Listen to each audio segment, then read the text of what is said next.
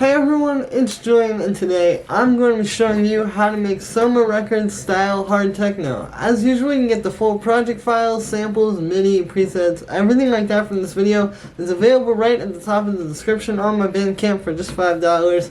And yeah, let's get started. So here's the project file. We're at 137 BPM, a little bit faster, but it really gives you that aggressive hard techno energy. The first sound we have here is this alien churn, which sounds like this. So this is playing one note, just G sharp, that's the key that we're in. And the way that this sound is made is using operators. So we're doing some FM synthesis stuff here, specifically using detuned sine waves to create these really interesting textures, And a lot of these tracks that you hear on this label, Soma, there's a lot of these sort of metallic sort of background textures happening. And so that's the purpose of this. So the way that we made this here, it's actually pretty simple because it's just 3 sine waves you can see, and then we have a bit of detuning, and you can also see the second and third oscillators are up an octave. But yeah, so the detuning is really what gives it this sound. If I turn that off, you can see it just kind of becomes like a normal note. But then if we detune these, so that's how you get that kind of cool metallic overtone thing happening. And then we just have this going into the filter here, which we're not actually using the filter, but I am using the shaper. So here is without that. And then with it. So you can hear the shaper is pretty important to the sound because it really gives it that more aggressive kind of rough thing. And then we have a bit of chorus and some reverb, which are just kind of spreading the sound out, giving it a bit of space in the mix. And then we have a compressor sidechaining this to the kick. Not the full kick and rumble, but just the punch of the kick. Like that. And then finally, we just have a high-pass filter cutting out the low end. And then we have this bass synth.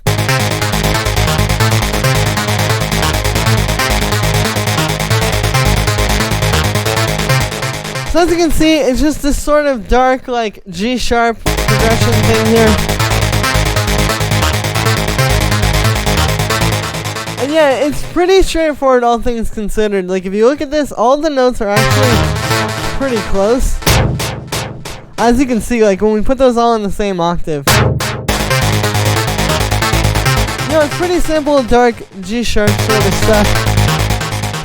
But then for the sound with this one, so it's just this big synth made with analog. It's just one layer here, but you can see we just have a square wave, which I've got the pulse width turned to 8% there. And then we have a saw wave as well underneath that, which you can see the saw wave's an octave down. And then we just have some noise. And then those are just going into this low pass filter. You can see it's got an envelope. The envelope's hitting pretty hard. So here's without the filter. And then with it, you can hear it's actually pretty close to how it already sounds with the filter on there, but that filter just gives it a bit more punch because of the envelope. And also that drive there, I have it set to asymmetrical 3, so it's a bit stronger. Then the amp envelope is set like that, and then we just have a bit of vibrato and unison. And then we have some chorus, which just gives it, a bit of space. Then we have this EQ8 here, which as you can see is just doing a bit of notching. So here's without this. And with it, so you can see it's pretty subtle, all things considered, but this is just kind of cutting out a bit of mid-range and giving this that more scooped sort of Reese sound. Then we just have a bit of echo. You can see that's on the ping pong setting, so it's just going back and forth from the left to the right ear like that. And then we have some drum bus. There's without, and then with that you can hear that's really important for getting that fatness that you hear in the sound. This needs to just be a massive, huge thing that's gonna really sit on top of the mix like this. So that drum bus really helps for that. And then finally we just have a compressor sidechaining it once again to just the punch of the kick. And that's it for the bass synth. Then we have our rumble kick. So the way this is made is we have this layer, which is just the kick punch. You can hear there's our kick. Very punchy, very it has that attack to it, And if you look at the waveform here, you can see the transient is super, super hard at the start there. So that's what you want to go for. And then that's just going through some saturation. And then we have our rumble, which is made using the same kick. And what we're doing here is it's just playing 16th notes. And then you can see I have it being low passed.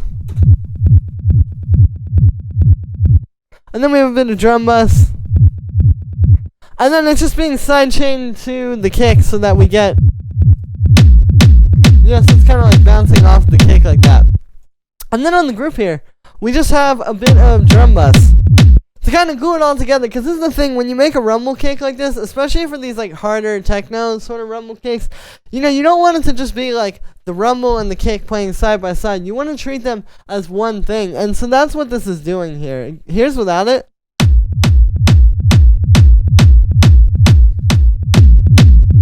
And then with it, you can hear it really turns these into one thing. And yeah, that's it for the rumble kick. Then we have this noise percussion.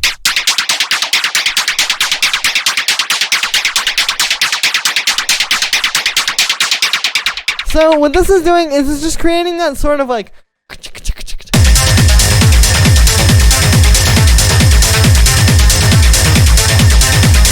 kind of like rolling percussion that you're hearing there. If I turn it off, it just feels a bit more flat. Like it doesn't have that kind of like grinding, like intense groove like that.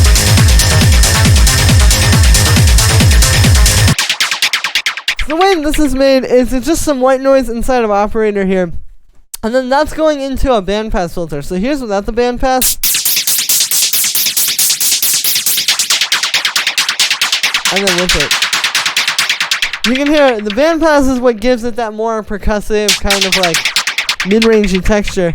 And then I also have a bit of an envelope on that. And then the last thing inside the synth here, as you can see, I also have an LFO on the filter. So it's just kind of slowly moving it so that it's kind of like a wave like that. And it's never the same thing twice, because if we turn this off, it can get kind of flat. And yeah, then we have this phaser here, which as you can hear, so here's without it.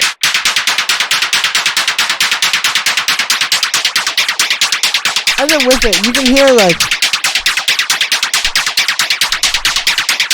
it just gives it lots of movement, kind of like a cool texture as well, makes it so it stands out in the mix, and it's very unique. And then we just have a bit of echo here. You can see that's doing ping pong settings, so it's a bit wider and kind of spread out. And then finally we just have this amp here, and this is the last thing that really gives this like a percussive texture. If I turn this off, you'll notice.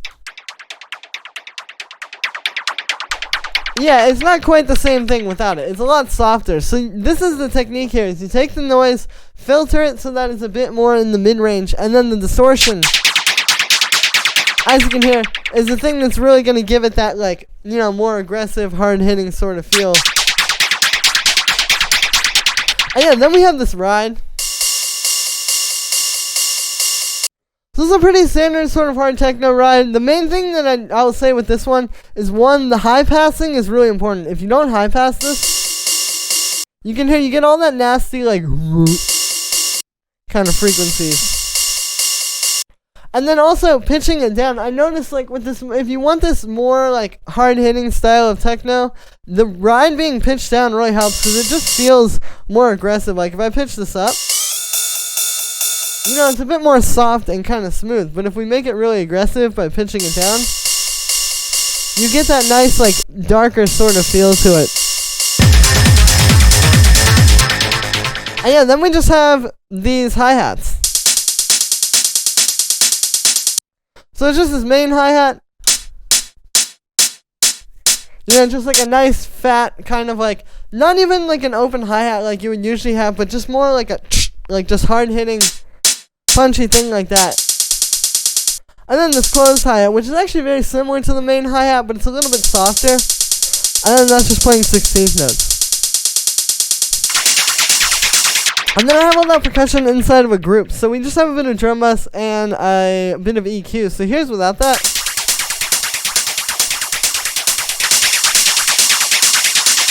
And with it, so obviously you can hear, this just really fattens it up, gives everything like a lot of power and fullness as well. And the EQ here is just to cut out the lows and then boost the high end a little tiny bit. And yeah, so this is very important with hard techno, the group processing, because hard techno is all about texture and how everything sounds and kind of like fits together. And so when you put these all in a group and process them together, that's what you're doing. You're giving them all that same kind of like even aggressive texture, and it's gonna work really well. I really can't recommend this enough. If you're trying to make hard techno tracks, like processing all your percussion as a group like this can really help.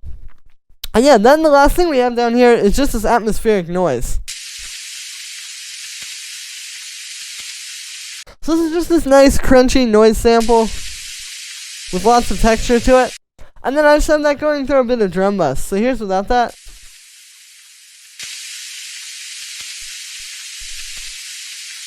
And with it, you can hear, it just gives it even more crunch and even more texture and just makes it really full so it can stand out in the mix. And if I turn this off, you'll notice, like the track, even if it's not super in your face what's happening with the noise here, the track just has a bit more it just feels a little bit too clean without this. But then with it, it gives it that extra element of texture over top of the whole mix.